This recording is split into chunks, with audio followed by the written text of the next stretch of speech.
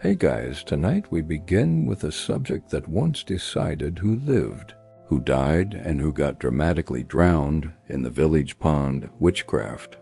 We read diving into a world where owning a cat could mark you as a servant of the devil, where healing someone too quickly was seen as meddling with divine will, and where simply laughing at the wrong moment could land you in chains.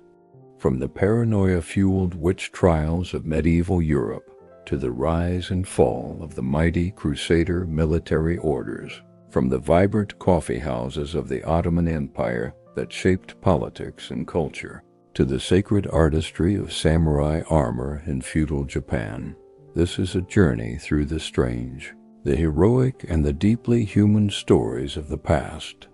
So before you get comfortable, take a moment to like the video and subscribe, but only if you genuinely enjoy what I do here. And let me know in the comments where you're retuning in from and what time it is for you. It's always fascinating to see who's joining us from around the world. Now dim the lights, maybe turn on a fan for that soft background hum, and let's ease into tonight's journey together. Hey everyone, let's ease into tonight's journey together. Picture this: it's the Middle Ages, and you've just adopted a sweet little tabby cat. You feed it, talk to it, maybe even let it nap on your lap while you're mending clothes. Seems harmless, right? But in medieval Europe, that innocent moment could be all the evidence they needed to drag you to trial for witchcraft. That's where we begin. In today's world, owning a cat just means you like animals, or you're bad at keeping houseplants alive. But back then, cats weren't pets.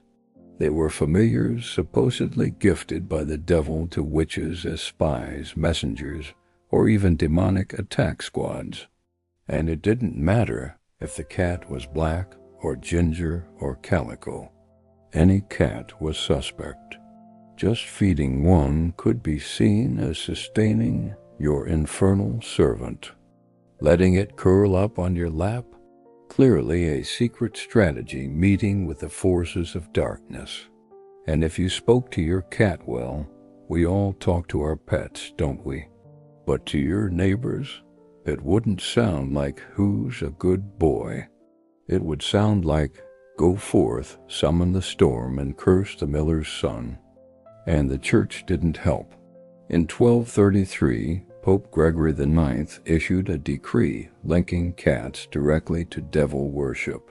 This sparked waves of cat killings across Europe, acts of religious cleansing that, in one of history's cruelest ironies, may have made the Black Death worse. Fewer cats meant more rats.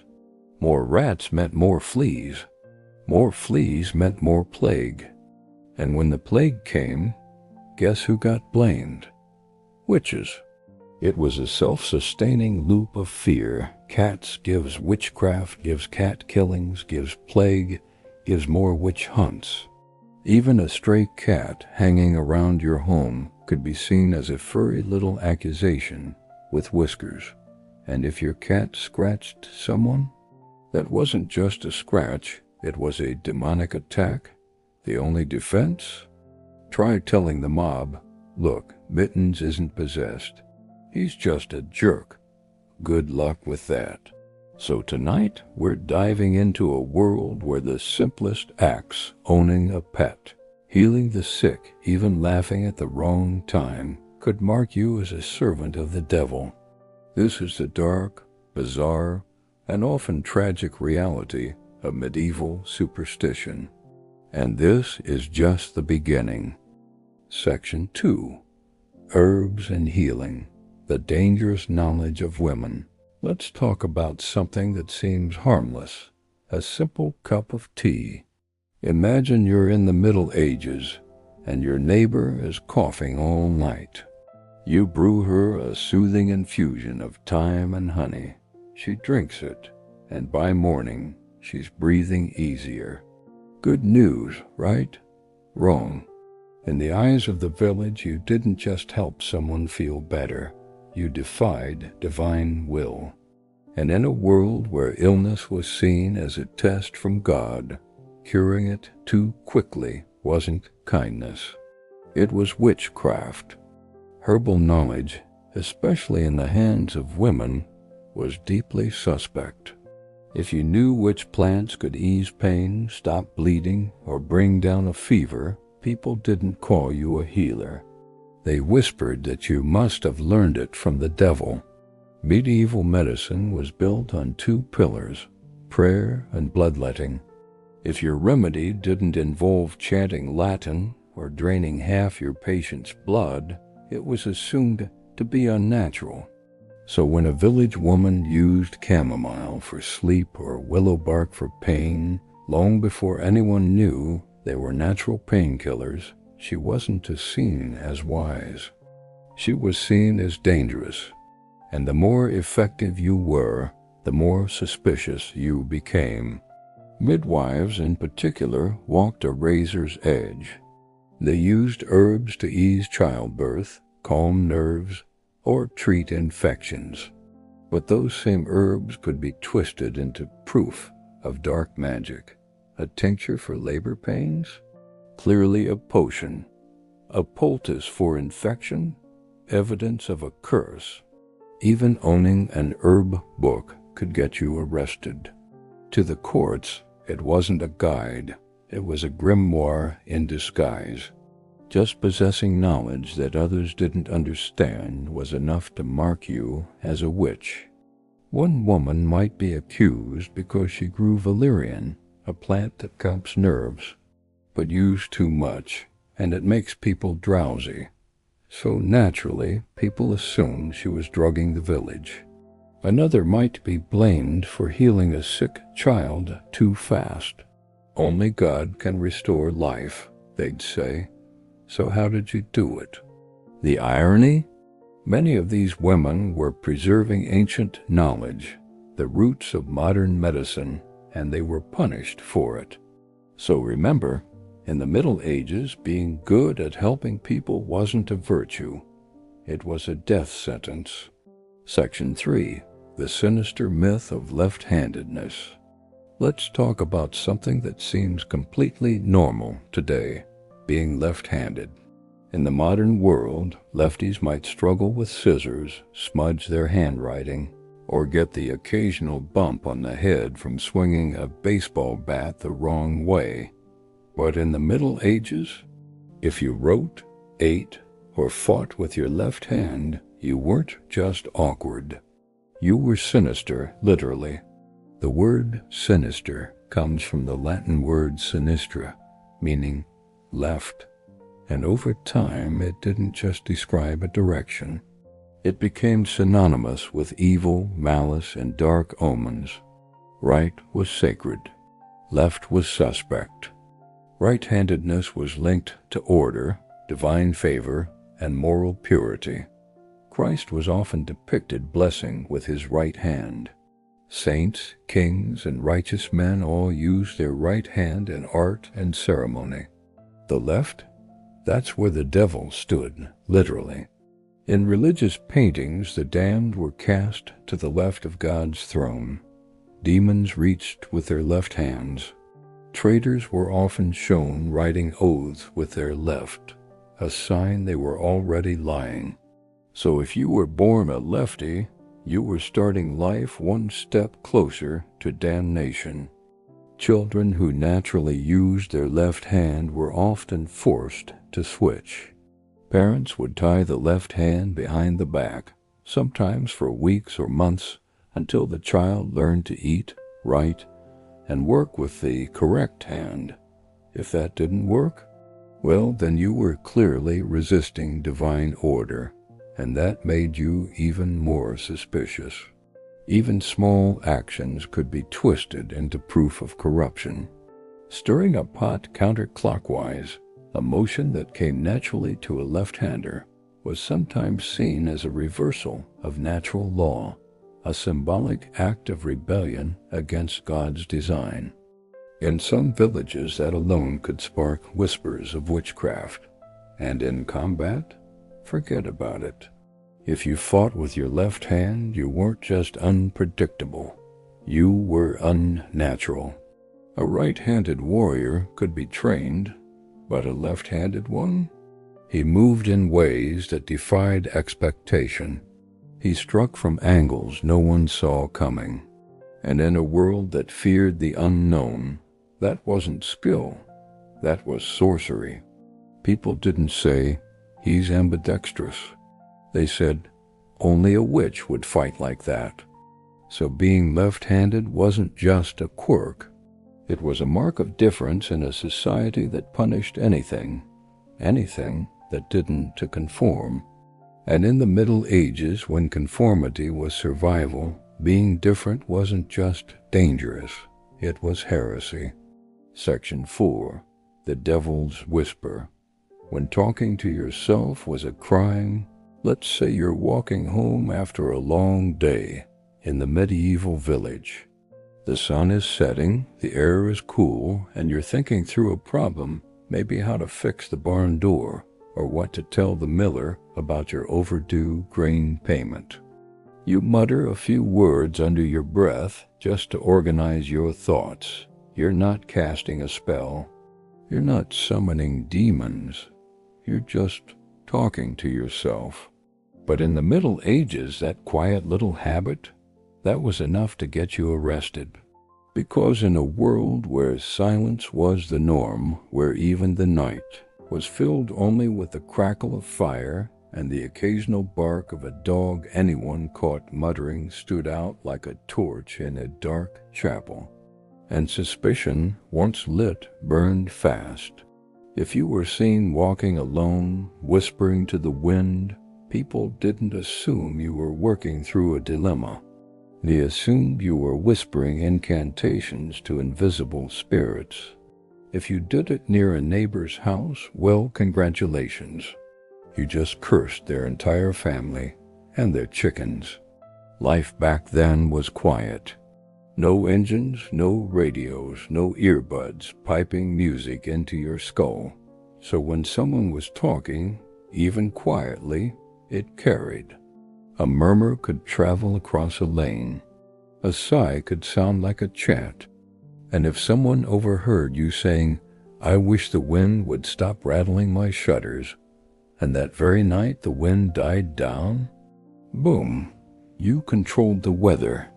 And in a world where storms could ruin harvests, that wasn't a coincidence. It was sorcery. Private prayer was dangerous too. If you whispered a personal devotion outside of church, something heartfelt, not part of the official Latin liturgy, people didn't see piety. They saw secrecy. And secrecy was the language of witches. Even talking to animals was a death sentence. You might just be telling your cow, "Good girl," after she gives milk. But to the village gossip, you were commanding your demonic familiar to do your bidding. And yes, cats again. If you said, "Here, Mittens," while tossing a scrap of meat, someone might swear you were instructing your feline spy to hex the blacksmith's son. The irony? The more isolated you were, the more likely you were to talk to yourself. And the more you talked to yourself, the more isolated you became, because now people avoided you. In witch trials, witnesses would testify to hearing strange words, which could have been anything from a half-remembered song to a grocery list. But in the court's eyes, it was proof. You were speaking in the tongue of the devil. And here's the cruelest part. There was no defense. You couldn't say, "I was just thinking out loud," because in the Middle Ages, thinking out loud wasn't just odd. It was heresy. Section 5. The Impossible Social Game. Too friendly, too strange.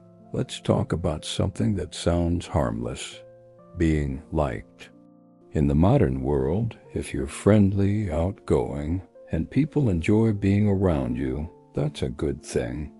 You're probably the one who gets invited to parties, asked, to mediate arguments, or put in charge of team-building exercises.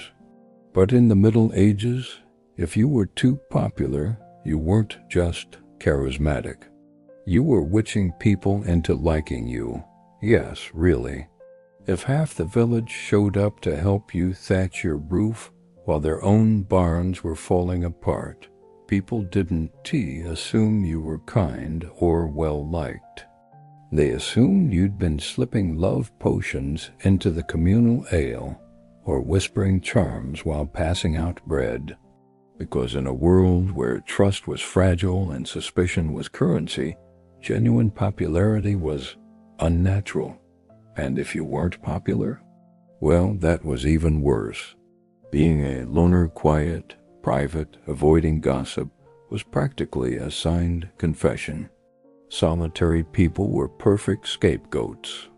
When the mill broke, the sheep got sick, or the baker's wife tripped over a chicken, someone would inevitably mutter, "Well, you know who never comes to festivals?" And just like that, you were on trial. Festivals were especially dangerous. Dance too well? You were tempting men with your wicked moves. Don't dance at all? You were silently cursing the dancers.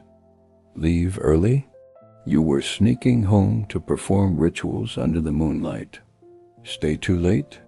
You were gathering gossip for your next hex. There was no winning. Even your family couldn't save you. If your relatives were well-liked, people might say you were leeching off their good reputation through magic. If your relatives were disliked, then witchcraft clearly ran in the bloodline. And trying to change? That was the most dangerous move of all. Go from shy to social? You'd clearly been converted by dark forces. Go from social to quiet? You'd made a new pact and were plotting something big.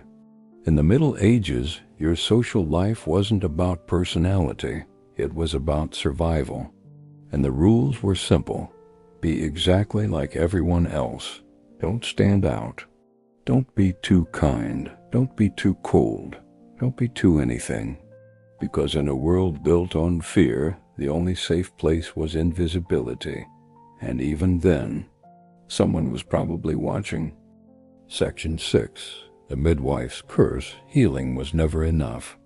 Let's talk about a woman who did everything right. She spent years learning the rhythms of birth, the signs of danger, the herbs that ease labor, and the ones that can stop a hemorrhage. She's delivered dozens of babies, saved countless mothers, and earned quiet respect in her village. And then, one night, it all goes wrong. The baby doesn't cry. The mother doesn't wake up. And just like that, the midwife isn't a healer anymore. She's a witch. In the Middle Ages, midwifery was one of the few roles where a woman held real power over life, death, and the most sacred moment in human existence. But that power came at a price, because when things went well, it was God's will. When they went badly, she had interfered. There was no middle ground. If a baby was stillborn, the midwife had sacrificed it to the devil.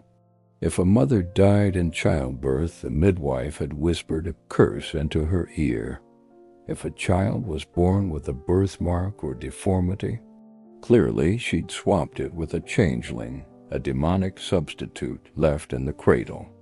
And heaven help her if she used anything unusual. A warm compress?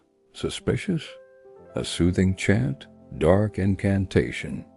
Boiled water? Proof of unnatural knowledge. Even her knowledge of the body made her dangerous. She saw things no one else did, the shape of a womb, the flow of blood, the private lives of families. She knew who had been pregnant, who wasn't anymore, and which child looked more like the blacksmith than the husband. And in a society where gossip traveled faster than fire, she knows too much was only one whisper away from she speaks to demons. Sometimes the accusation didn't even come from the grieving family. A jealous neighbor, a spurned lover, or a rival midwife could set the wheels in motion with just one sentence. "I always thought she looked at babies funny." And just like that, the woman who brought life into the world was accused of stealing souls from it. Because in the Middle Ages, a midwife wasn't just a healer. She was a target. Section 7, the weather witch. When the sky was your accuser, imagine you wake up one morning and the sky is dark. Not just cloudy, angry. Thunder rolls, wind howls, and within hours the storm flattens half the barley crop.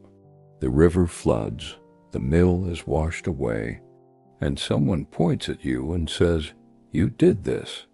Welcome to the world of the weather witch." In the Middle Ages, people didn't understand meteorology. They didn't have satellites, forecasts, or Doppler radar. So when a storm hit, they needed someone to blame. And you, with your odd habits, your solitary cottage, your reputation for being different, were the perfect suspect. It didn't matter that you were just as soaked, just as scared, just as ruined by the storm as everyone else. You controlled it.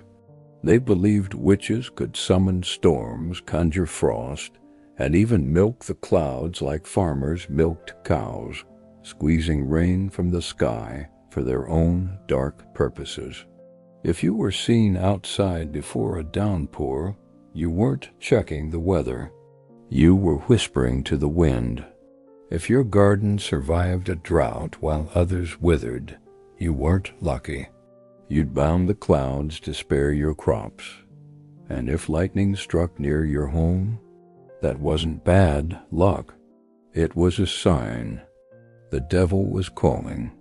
Travelers made it worse. A merchant passing through might say, "The skies were clear until I reached this village." And suddenly you were the village's personal climate criminal. Priests fanned the flames, preaching that witches could steer storms to punish enemies or protect their own. So if you survived a disaster unscathed, that wasn't fortune. It was guilt. And the only defense? To hope the weather stayed boring, because in a world without science, nature wasn't neutral. It was a weapon, and you were accused of holding the trigger. Section 8, the witch's mark. When your skin was evidence, let's talk about a mole, a small dark spot on your shoulder. Maybe it's been there since birth. Maybe it appeared in your teens. To you, it's just part of your body, like a freckle, a scar, or a birthmark. But in the Middle Ages, it was a contract with the devil. They called it a witch's mark, a sign that you signed a pact with Satan, not on paper but directly onto your flesh. And the worst part, it wasn't just moles. Any unusual spot, a freckle, a birthmark, even a mosquito bite that scarred, could be twisted into proof of damnation. The logic was twisted, but terrifyingly consistent. Witches, they said, had familiars, demonic animals that fed on their blood. And these familiars didn't bite just anywhere. They sucked at the witch's mark, a spot that felt no pain, didn't bleed, and was insensitive to touch. So how did they test for it? They stripped you naked. They poked you over and over with needles, pins, and knives, searching for a spot that didn't flinch. And if you did feel it, too bad. If you didn't, congratulations, you were guilty. Because nerves vary, because some skin is just less sensitive. But none of that mattered. No pain equals no soul. And if the mark vaguely resembled a symbol, a crescent, a star, a twisted line, the mob would say, "It's a sigil. She's one of them." Even beauty marks weren't safe. What might get you a modeling contract today could get you a one-way trip to the pyre back then. And the cruelest part? You couldn't explain it. Say you were born with it, then you were born a witch. Say it appeared later, then you'd made your pact recently. Say it was just a mole, then you were lying to save your life. In the Middle Ages, your body wasn't yours. It was evidence. And sometimes, all it took was a single mark to turn a person into a monster. Section 9, the Too Good Healer. When curing was a crime, let's say you brew a tea. Simple ingredients: chamomile, honey, a pinch of mint. You give it to a neighbor who's been coughing for days. She drinks it, and by morning she's fine. No fever, no wheezing, just healed. Good news, right? Wrong. Because in the Middle Ages, healing too quickly wasn't a miracle. It was heresy. Medicine back then was slow, painful, and often deadly. The standard treatment? Prayer, fasting, and bloodletting. Draining half your body's fluids in hopes that God would notice. So if you actually made someone better, especially fast, people didn't see skill, they saw sorcery. The logic was brutal. Illness was a test from God. Recovery was his decision. If you interfered, you were defying divine will. And if your remedy worked too well, then you must have made a deal with the devil. Herbalists, especially women, were hunted for this. A tea made from willow bark, natural painkiller, precursor to aspirin, was seen as a cursed brew, a poultice that healed a wound in days. Clearly, it was laced with dark magic. Even coincidence could doom you. You bring soup to a sick friend. She recovers. Suddenly, your chicken broth is a resurrection spell. And if the patient was someone the priest disliked, then you weren't just a witch, you were a rebel. Secrecy made it worse. Some healers kept their recipes private, not because they were magical, but because they didn't want others stealing their knowledge. But in the eyes of the court, secret knowledge equals occult knowledge. So the better you were at helping people, the more dangerous you became. Because in the Middle Ages, being good at your job wasn't admirable. It was a death sentence. Section 10, the convenient widow when grief was suspect. Let's talk about a woman who outlived her husband. She's young, she's independent. She's managing her land, raising her children, and living without a man's permission. And in the Middle Ages, she's automatically guilty. Because if your husband died, whether after years of illness or sudden collapse, people didn't mourn with you. They whispered, "How convenient." Marriage was a transaction. A man's death meant property changed hands, debts vanished, and a woman gained freedom, something the church and society deeply distrusted. So if your husband died too soon, you poisoned him. If he lingered too long, you were draining his life. If he died peacefully, you lulled him to hell. If he died screaming, you dragged him there yourself. And your grief, that was under scrutiny too. Mourn too much, you're faking it. Mourn too little, you're thrilled he's gone. Remarry quickly, you planned it. Stay single, you're living off the devil's pension. Even your survival could be twisted into guilt. In a world where men were seen as protectors, a woman thriving alone must have unnatural help. And unnatural help was just another word for witchcraft. Widowed men didn't face this. A man remarrying 3 weeks after his wife's funeral, he needs someone to cook. A woman doing the same, black widow, probably hexed the last one. So if you were a young widow in the Middle Ages, you weren't just grieving, you were on trial. And the only way to win was to never be seen at all. Section 11. The unusual object, when possessions were proof. Let's say you own a spoon, not just any spoon, an old one passed down from your aunt. It's slightly bent, engraved with strange symbols, maybe from a faraway land. To you, it's a keepsake. To the villagers, it's a cursed artifact. In the Middle Ages, anything unfamiliar was dangerous. A compass, witchcraft. A magnifying glass, sorcery. A seashell from a distant coast. Clearly, you bribed a mermaid with your soul. Books were the worst. Most people couldn't read. So if you owned one, even a cookbook, it wasn't education. It was a grimoire, an herbal guide, a spell book, a family recipe, a curse for delicious evil pies. And jewelry? Forget about it. A ring with an unfamiliar design, a talisman for summoning storms, engraved in a language no one knew, proof of a pact with dark forces. Even forgetting you owned something could get you killed. An inquisitor finds a dried plant in your drawer. What is this? Oh, my aunt left it. I think it's chamomile. Too late. It's now Exhibit A in your trial for necromancy. Because in the Middle Ages, the rule was simple. If people didn't recognize it, it was evil.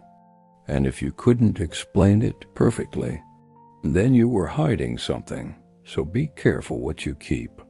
Because in a world that feared the unknown, even a spoon could be your undoing. Section 12. The wrong laugh when humor was heresy. Let's say you laugh at the wrong time. Maybe the priest mispronounces a Latin word so badly, it sounds like he's blessing a goat. Maybe a coffin bearer trips during a funeral. Maybe you're just thinking about something funny from yesterday, and you laugh just once. In the Middle Ages, that laugh could be your death sentence. Because laughter wasn't just emotion, it was evidence. Laugh during church, the devil is whispering jokes in your ear. Laugh at a funeral, you're pleased the person is dead. Laugh at a boring story, you're sharing an inside joke with your demonic familiar. And if your laugh sounds strange, a cackle, a snort, a high-pitched giggle, then you're not just suspicious. You're confirmed. They believed witches had unnatural laughter. Never mind that the local ale could make anyone sound like a lunatic after 3 mugs. Even not laughing could get you in trouble. If the Lord tells a joke and you don't chuckle, you're silently cursing him, so you're trapped. Laugh too much gives witch. Laugh too little gives witch. Laugh at the wrong time gives witch. Don't laugh when expected gives witch. In a world where life was short, brutal, and full of plague, laughter should have been a blessing. Instead, it was contraband. And you? You were just trying to stay sane. Section 13. The solitary life, when privacy was proof of guilt. Let's say you live alone. No family, no neighbors. Just you, your cottage, and the quiet of the woods. To you, it's peace. To the village, it's a witch's lair. In the Middle Ages, people didn't live alone. Families crammed into cottages. Apprentices slept with masters. Widows moved in with relatives. Privacy, that was a luxury, and a suspicious one. So if you preferred your own company, you weren't just independent. You were plotting. Your home on the edge of the village, not cheap rent. It was a secret base for summoning spirits. Smoke from your chimney at night? Not cooking. It was a signal to demons. Shuttered windows? Not privacy. It was to hide your midnight rituals. Even your habits were scrutinized. Do you light a candle late, communicating with spirits? Do you keep herbs in your garden, brewing potions? Do you avoid festivals because you're gathering souls for your next hex? And if you're a woman, even worse. Without a husband to protect you, you're seen as spiritually adrift, and therefore more likely to consort with the devil. So in the Middle Ages, wanting to be left alone wasn't a preference, it was a confession. And the quiet life you craved, it could cost you everything. Section 14. The accidental prophet. When being right was a crime, let's say you make a prediction. Looks like rain tomorrow.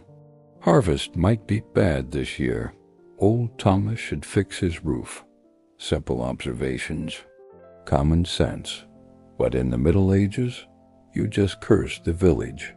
Because predicting anything, even the obvious, was seen as controlling it. If you said it might rain, and it rained, you summoned the storm. If you guessed a cow was pregnant, and she was. You read the signs with dark powers. If you said a baby would be a boy, and it was, magic. People remembered when you were right. They forgot the dozen times you were wrong. And if you had anything suspicious on you, a walking stick, a basket of herbs, a strange ring, then you weren't just predicting, you were casting. Even good predictions were dangerous. Say the baby was a boy. How did you know? No biology textbooks, no science, only one answer: witchcraft. So in the Middle Ages, foresight wasn't wisdom. It was a crime, and the price for being right was being burned for it. Section 15. The long-lived woman. When age was a curse, let's say you lived to be 80. In a world where most people didn't make it past 40, you're a miracle. But in the Middle Ages, you're a soul thief. Because if you lived that long, especially if you could still walk, talk, and remember things, people didn't ask, "What's your secret?" They asked, "Whose soul did you steal to get here?" Longevity wasn't admired. It was suspicious. Wrinkles, proof the devil marked you. Failing eyesight, from too many late-night rituals. Missing teeth, used in potions. Still sharp-minded, hoarding forbidden knowledge. And if you outlived your peers, even better. Fewer people to remember your past. Easier to turn you into a legend. She once muttered about rain, and it happened. She delivered that stillborn baby, remember? She's been here forever. What is she? Older women were especially vulnerable. No husband to protect them. No sons to speak for them. Just decades of stories that could be twisted into accusations. So in the Middle Ages, growing old wasn't a blessing. It was a slow walk toward the pyre. Because if you lived too long, you weren't wise. You were dangerous. And with that, we've walked through the full spectrum of medieval paranoia. From cats to laughter, from healing to aging. Every act, every trait, every quiet moment could be twisted into proof of witchcraft. Because in a world ruled by fear, the only safe thing was to be invisible. And even then, someone was always watching,